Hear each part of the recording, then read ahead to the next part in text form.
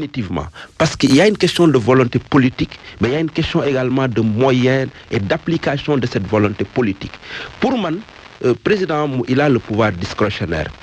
Jël ku ko neex nommé ka ka neex waaye boo jëloon Mary Teuw Niane tey nga dindi ko indi keneen te changé woo les mêmes méthodes les mêmes résultats moom la ñuy am donc mbir mi du mbirum Mary Teuw Niane ça ne veut pas dire que nag président de la République mi ngi def ay saytu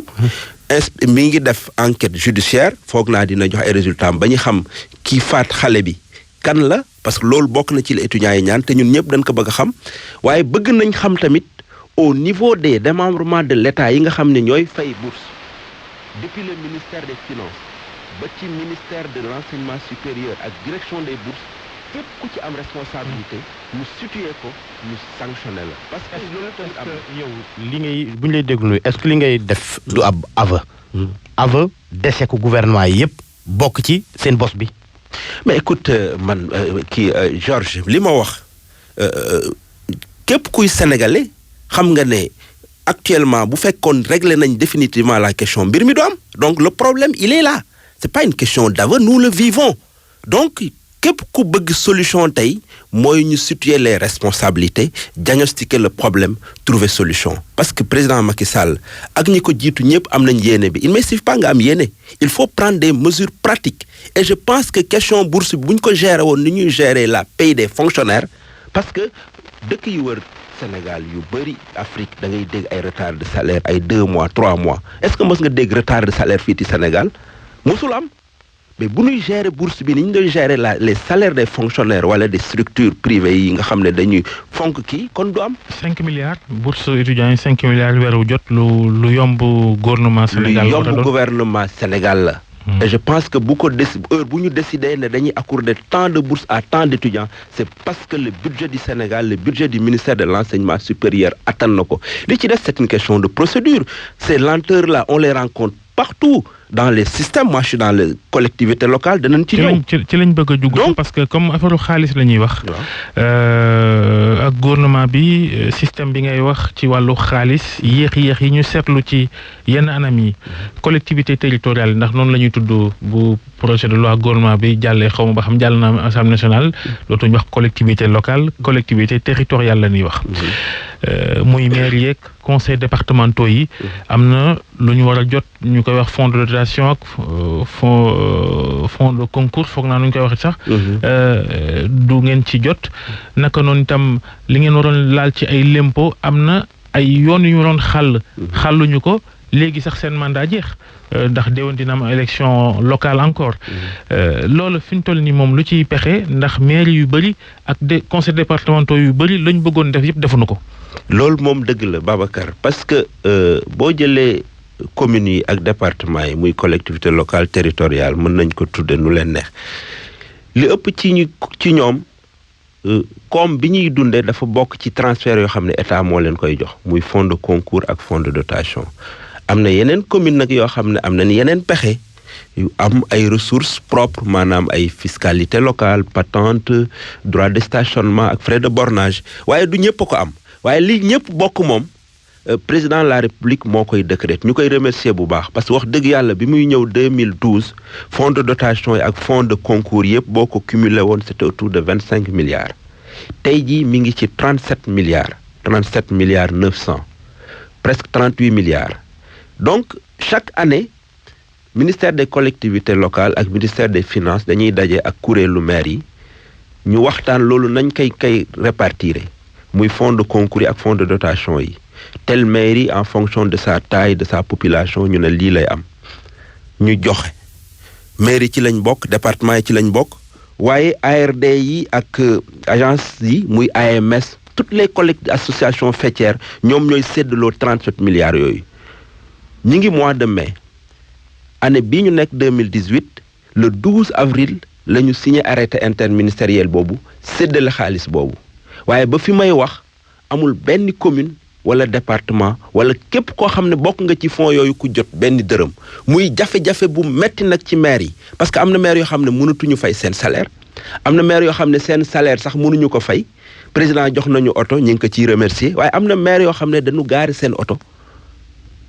parce que amuñu essence parce que amuñu essence bu dee ci yenn dëkk yi Jakarta la ñuy jël wax dëgg yàlla muy loo xam ne yaakaar naa président de la République yëgu ko parce que tamit ñun mënuñu def lu nu amul maire yi ñoom la ñu fal. loolu mi ngi bëgg a doy waar président moom loolu nu mu demee lu xew rek ñu ne président xanaa yëgu ko. waaw mais dama yaakaar ne bu ko yëgoon def effort bu toll ni yokk fonds yi pour ñu war ko joxe à temps ñu toog ba fin mois mai léegi at mi jeex maire yi nekk ci ay jafe-jafe yu métti. mais xanaa kon lépp ministère des finances la moo fa la yëf yi di cange. waaw xam nga Babacar nee nañ l'argent est le nerf de la guerre. le budget du Sénégal c'est 3709 milliards. boo jëlee xaalis boobu les 37 milliards yi nga xam ne moom la ñu jagleel collectivités yi ce n'est même pas 1%, c'est 0,99% du budget du Sénégal donc volonté politique bi wax dëgg yàlla am na lu des parce que bu ñu xamee ne le véritable développement il est local am na yoo xam ne état central moo ko war a def waaye les besoins primaires des populations du yegg ci président du yegg ci ministre yi ci maire yi la dañu bëgg ñu gën a fulaal maire yi gën leen a respecter gën leen a jox doole maire bu nekk ci Sénégal actuellement am nga jafe-jafe beneen bi mooy à part les fonds de dotation et les fonds de concours am na yeneen recettes yoo xam ne mooy ay impôts ay patentes ak fiscalité locale mais loolu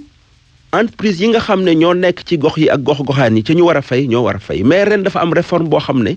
dañ ko transformer patente bi en contribution économique globale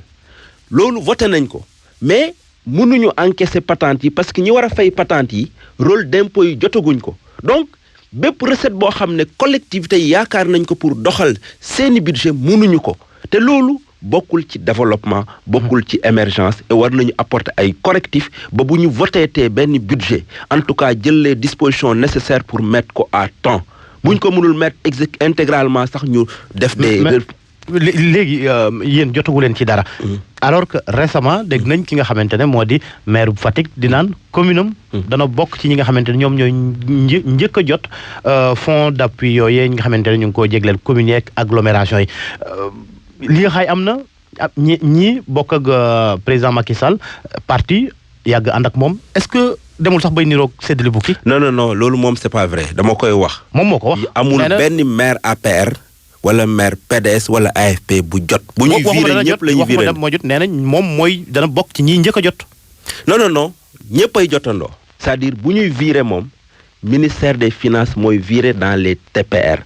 dans les perceptions municipales maanaam fépp collectivité fa nga am compte dañuy virer ndoo xaalis bi kooku moom wax dëgg yàlla li muy jooytu amul maire opposition amul maire pouvoir ñépp a koy jooyandoo parce que c'est pas normal moo tax ñu bëgg ministère des finances ñu jël ay dispositions ministère des collectivités locales nga xam ne mooy suñu tutelle ñu jël disposition pour jàppale maire yi parce que yëf yi metti na. est-ce que yéen association des maires du Sénégal nga xam ne yaay secrétaire général bi